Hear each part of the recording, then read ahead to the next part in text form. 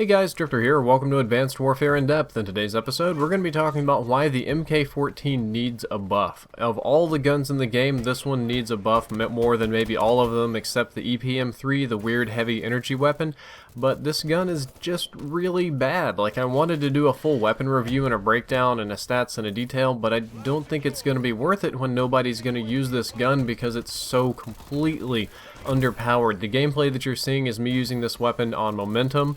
I'm playing it on Detroit, and I'm trying my best to get kills and play very objectively and do a lot of things, and I really had to put my try-hard panties on to get what kills I do have. And you're probably wondering, okay, well, why is the gun so bad? Why are you railing against it, and why are you being a little gun Nazi here?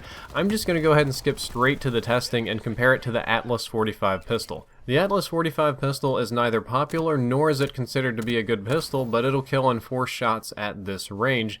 And at the exact same range, we've already gone past the 3-shot range in the MK14, so it also kills in 4 shots. Yes, the pistol is performing similarly to the assault rifle. Here the pistol kills in 2 shots, and this is going to be a little bit astonishing, but at the same range, or a very similar range at least, the MK14 is 3 shots to kill. What in the world am I looking at? And it does have a body multiplier, so if you shoot an upper chest at point blank range, you can sometimes get 2-shot kills on the MK14. But the point is that the Atlas 45 is comparably better. The only thing it doesn't have is it doesn't compete well in medium range, and the sights really aren't made for long range. But in all practicalities, if you can land your shots, which would be very difficult, they would perform very similarly, and that's very, very sad for this assault rifle.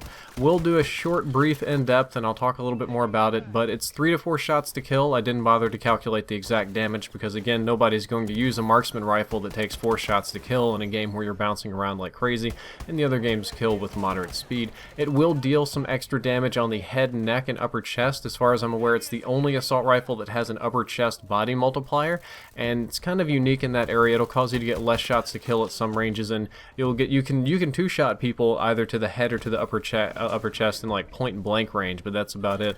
Its overall range, as you've seen from the pistol testing, is quite poor. I'm not very impressed by that. The rate of fire is somewhat difficult to calculate as it is a semi-automatic and grossly skewed by human error. I personally got it up to about 350 RPM, but my trigger finger is nothing amazing. Other people have told me they've done around 500 RPM. I'm going to take a guess and say that it could be 514 RPM, which is one of those commonly coded game numbers. That's something that's possible. But again, it depends on your trigger finger, and yes, you can oversample it. I was able to do it like that. I was only able to reliably get it at 350. The recoil is actually a little bit closer to moderate. You'd figure that on a weapon like this, you'd want the recoil to be low, or like very low, or like laser-like.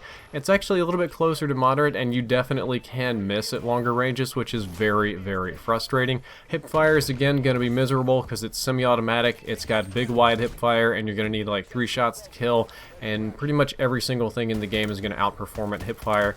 And my advice on this weapon is that if you use this gun, you're going to have a bad time. Marksman rifles are supposed to be high damage, high precision weapons. In Call of Duty Ghosts, they were maybe a little bit too strong with the 1-shot headshots or the 2-shot kills at a lot of ranges, but it was like 3-shot kills at absolutely maximum godlike ranges.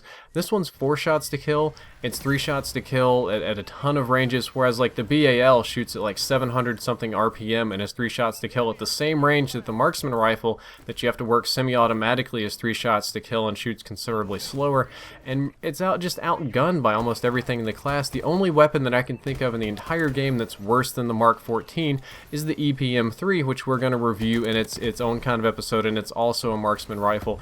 And what I'm feeling from this one is that Sledgehammer took a lot of feedback from Call of Duty Ghosts. We don't like these marksman rifles because they kill in 2 shots.